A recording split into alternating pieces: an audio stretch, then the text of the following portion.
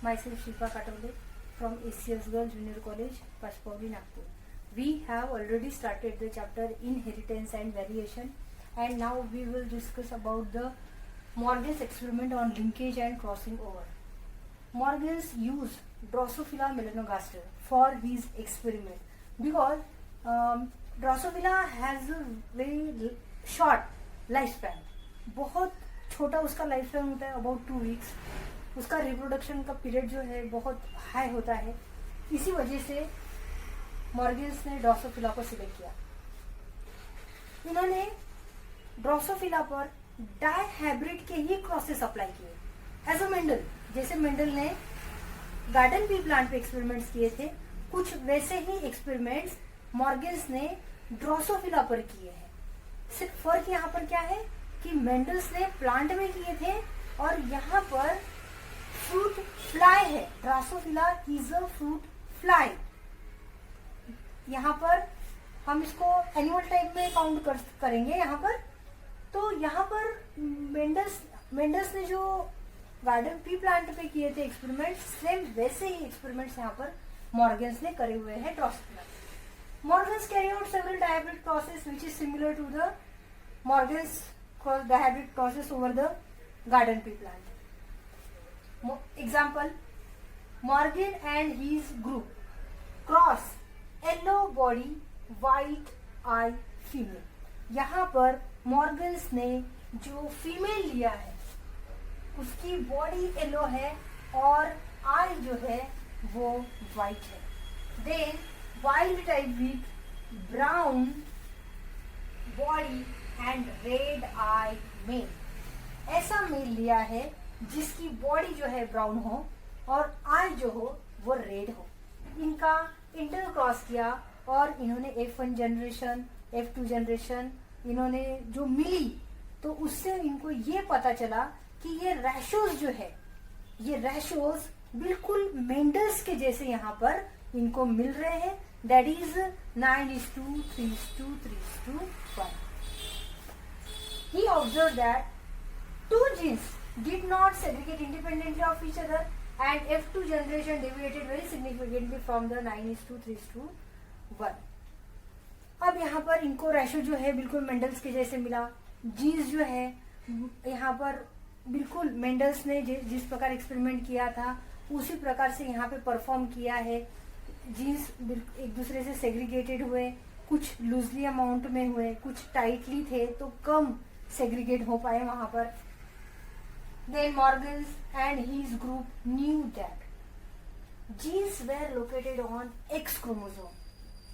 Jeans जो है वो एक्स क्रोमोसोम पे प्रेजेंट रहते हैं एंड स्टेटेड दैट, और उन्होंने वहां पर बताया when two genes in dihybrid cross are situated on same chromosome.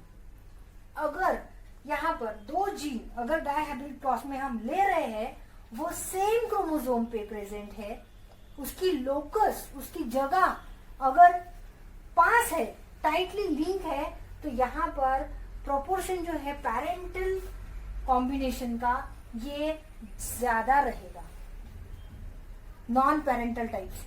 Parental type जो है मतलब हम यहाँ पे सीधा सीधा बोल सकते हैं कि इनहेरिटेंस जो है, हेरिडिटरी इनहेरिटेंस वो ज्यादा पाया जाएगा. और रिकॉम्बिनेशन के प्रोसीजर है, जो रिकॉम्बिनेशन की वजह से न्यू वेराइटी आ रही है, इसका प्रमाण जो है वो यहाँ पर कम पाया जाएगा. This occurs due to physical association और लिंकेज ऑफ टू जीन्स. अब ये ऐसा क्यों? तो location of the gene, gene की क्रोमोसोम पर लोकेशन क्या है. क्रोमोसोम पे जीन्स पास में है या एक दूसरे से दूर है, लूजली अरेंज है, टाइटली अरेंज है, किस तरह से वहां पर जीन अरेंज है उस पर डिपेंड करता है कि रिकॉम्बिनेशन का परसेंटेज ज्यादा रहेगा या कम.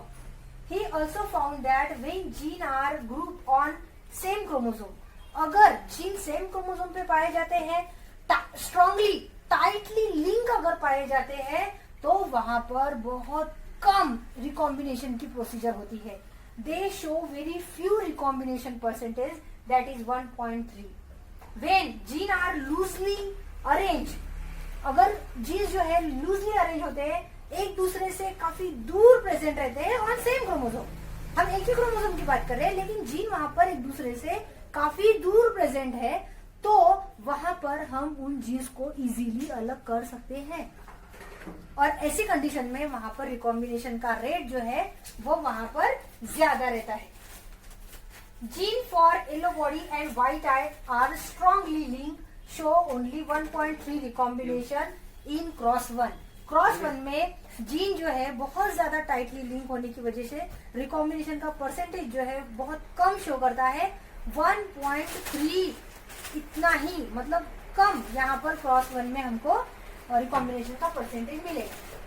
Then white body and miniature wing show 37.2 recombination in cross 2। Cross 2 में जबकि जहां पर व्हाइट बॉडी और मिनिएचर विंग का क्रॉस हम कर रहे हैं, वहां पर जीन्स जो है वो लूजली अरेंज होने की वजह से यहाँ पर रिकॉम्बिनेशन का परसेंटेज जो है वो बढ़ जाता है, क्योंकि लूजली अरेंज है तो यहाँ पर आसानी से जीन जो है एक दूसरे से इजीली सेपरेट हो जाते हैं। Cross 1 show crossing over between gene Y and W। तो यहाँ पर हम जीन की बात करेंगे। क्रॉस 1 में क्रॉसिंग ओवर जो है जीन Y और W के बीच में हो रहा है। क्रॉस 2 में क्रॉसिंग ओवर जो है वो gene white that is W और मिनिएचर V M के बीच में हो रहा है। यहाँ पर कहीं पर भी हम कैपिटल M, कैपिटल W या फिर कैपिटल Y नहीं लिखेंगे। डोमिनेंट के लिए हम यहाँ पर प्लस साइन लिखेंगे। Now we will discuss about the autosomal inheritance. Human somatic cell contain 23 pairs of chromosome. Human cell जो है, जो somatic cells है, उनमें 23 पेयर्स होती है क्रोमोसोम की। डिप्लॉयड होते हैं, इसलिए 23 पेयर्स की बात हम यहाँ पे कर रहे हैं। हैप्लॉयड कंडीशन में 46 नंबर होते हैं क्रोमोसोम के। तो सिंपली हम यहाँ पर डिप्लॉयड की ही बात करेंगे, पेयर्स की ही बात करेंगे। They can be divided functionally as autosome and sex chromosome. अब ये 23 क्रोमोसोम जो है ये डिवाइड हो गए हैं ऑटोसोम में और सेक्स क्रोमोसोम में। Here 22 are autosome and 1 pair of sex chromosome. Single pair of chromosome is involved in sex determination, मतलब सेक्स क्रोमोसोम की रहेगी, and remaining 22 pairs are autosome, और जो बची हुई 22 है वो ऑटोसोमल रहेगी। ऑटोसोम का क्या काम है, क्या करता है autosome? Autosomes control the variety of body traits. Body में जो कुछ भी अलग अलग कैरेक्टर्स है other than the sex, sex determination का जो एक ट्रेड है, जो एक फंक्शन है, वो छोड़कर बाकी सारे फंक्शंस है, बाकी सारे ट्रेड्स है, उनको ऑटोसोम जो है वो कंट्रोल करता है। These traits are known as autosome link gene. और ऐसे जीन, ऐसे ट्रेड्स जो बॉडी के दूसरे सेक्स डिटर्मिनेशन को छोड़कर बाकी सारे ट्रेड्स को कंट्रोल करने के लिए रिस्पॉन्सिबल है, ऐसे जीन्स को हम यहाँ पर ऑटोसोम लिंक जीन बोलेंगे।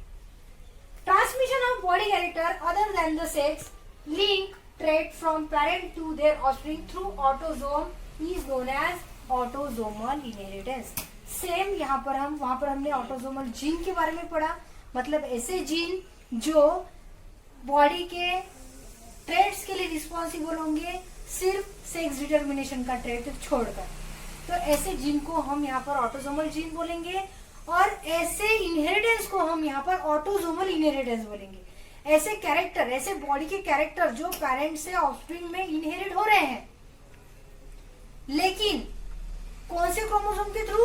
तो ऑटोसोमल क्रोमोसोम के थ्रू जा रहे हैं, सेक्स क्रोमोसोम के थ्रू नहीं जा रहे हैं। तो ऐसे इनहेरिटेंस को हम यहाँ पर ऑटोसोमल इनहेरिटेंस बोलते हैं। Some characters are influenced by the dominant gene, while some characters are influenced by the recessive gene. तो इसका एग्जाम्पल हम यहाँ पर लेंगे। Autosomal dominant trait like widow's peak. Widow's peak मतलब हमारा ये पोर्शन, किसी किसी का पूरा प्लेन होता है तो किसी किसी का कुछ इस प्रकार से पीक आता है, तो ये पोर्शन भी एक प्रकार से ऑटोसोमल इनहेरिटेंस में आता है। And Huntington disease, autosomal recessive trait like phenylketonuria, cystic fibrosis and sickle cell anaemia. यहाँ पर डोमिनेंट जो है ऑटोसोमल डोमिनेंट ट्रेट विडोपिक में एंड हंटिंगटन डिसीज में पाया जाता है।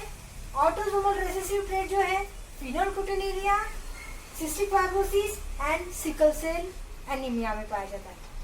तो हम यहाँ पर क्या बोल सकते हैं, कुछ कैरेक्टर्स ऐसे होते हैं ऑटोसोमल इनहेरिटेंस में कि डोमिनेंट जीन की वजह से इन्फ्लुएंस किए जाते हैं, उनकी वजह से पाए जाते हैं डोमिनेंट जीन की वजह से, और कुछ ऐसे कैरेक्टर्स हैं जो रेसेसिव जीन की वजह से पाया जाता है, जिसके हम 2 एग्जाम्पल यहाँ पर पढ़ चुके हैं।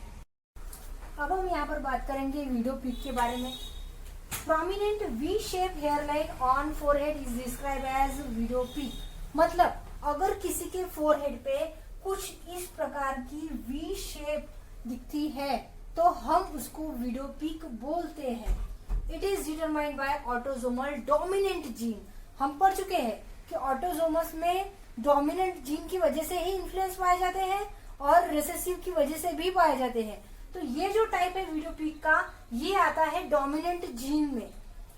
विडोपिक अकर इन होमोजाइगस डोमिनेंट। अगर होमोजाइगस डोमिनेंट जीन प्रेजेंट है तो भी हमको यहाँ पर विडोपिक मिल सकती है, या फिर heterozygous that is capital W small w, अगर ऐसा भी है तो भी हमको यहाँ पर विडोपिक मिल सकती है।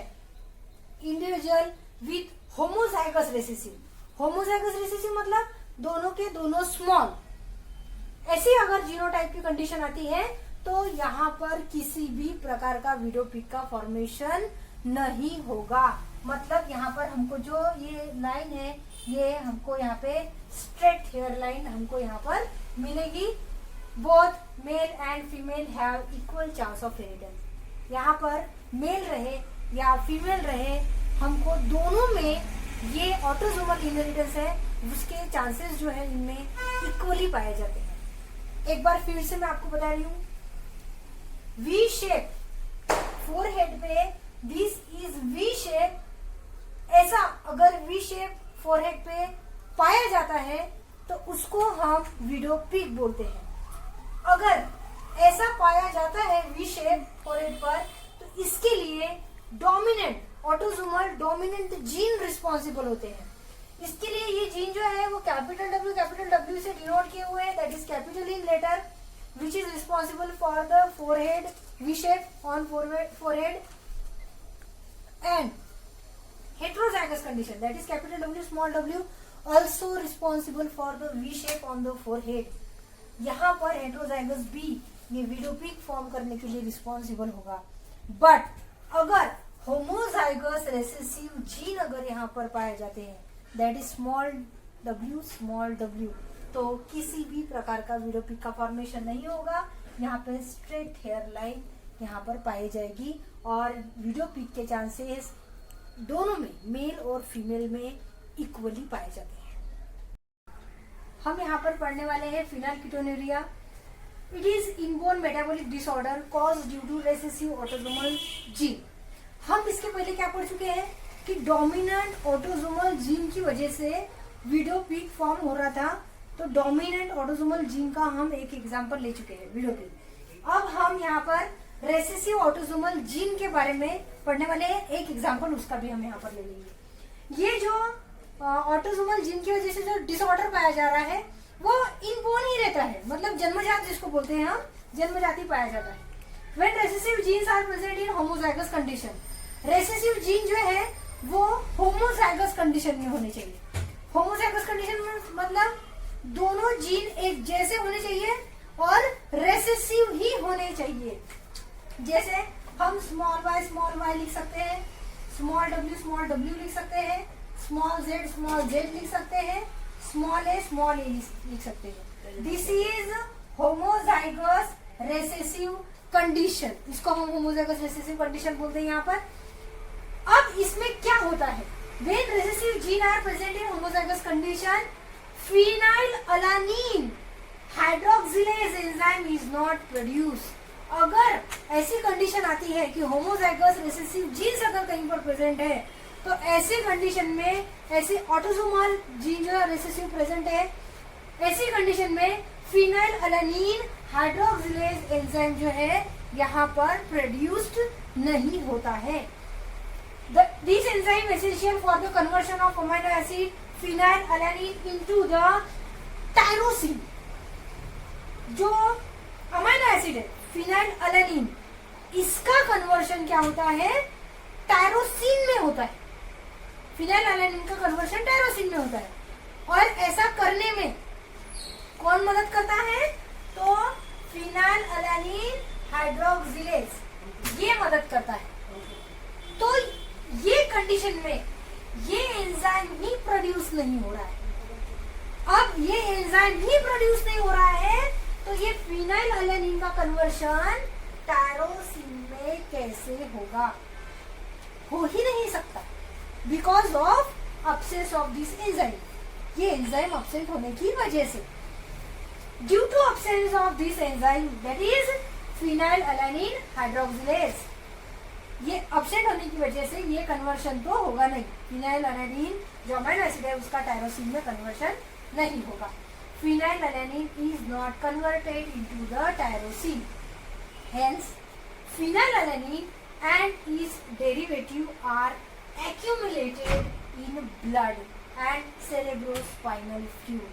तो जो भी मटेरियल है related to phenyl alanine and it's derivative, phenyl alanine और उसके जो भी डेरिवेटिव्स है उससे रिलेटेड जो भी मटेरियल है वो ब्लड में एक्यूमुलेट होगा, ब्लड में कलेक्ट होगा, या फिर सेरेब्रोस्पाइनल फ्लूइड जिसको CSF बोलते हैं, वहां पर जाकर वो कलेक्ट होकर रहेगा। अब इसके साइड इफेक्ट्स क्या होंगे, it affects development of brain, brain का डेवलपमेंट नहीं होने देगा बराबर। और अगर ब्रेन का डेवलपमेंट नहीं हुआ तो इसका मतलब ये है कि पर्टिकुलर वो पर्सन जो है उसकी मेंटल हेल्थ अच्छी नहीं है। It responsible for the mental retardation, उसकी मेंटल हेल्थ वहां पे बिगड़ सकती है। Excess phenylalanine is excreted in urine, अगर फिनाइल अलानिन का प्रोडक्शन बॉडी में ज्यादा होता है तो वो यूरिन थ्रू एक्सक्रीट भी हो सकता है। Hence this disease is called as फिनाइलकीटोनुरिया।